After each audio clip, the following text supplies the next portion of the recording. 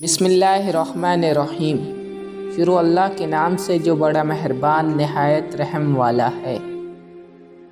تنہائی میں انسان کو دو چیزیں یاد آ سکتی ہیں، نمبر 1 اللہ، نمبر 2 نفس۔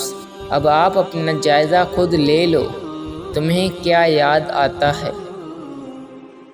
روز و شب کے میلے میں غفلتوں کے مارے لوگ بس یہی سمجھتے ہیں ہم نے جس کو دفنایا بس اسی کو مرنا تھا۔ تمہاری آج کی کامیابی بھی اللہ پاک کے ہاتھ میں ہے، کل کی کامیابی بھی اللہ پاک کے ہاتھ میں ہے۔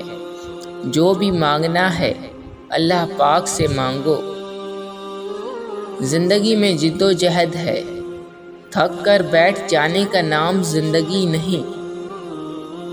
کبھی بھی غصے کی حالت میں فیصلہ نہ کرو، کیونکہ ابلتے پانی میں عکس نظر نہیں آتا۔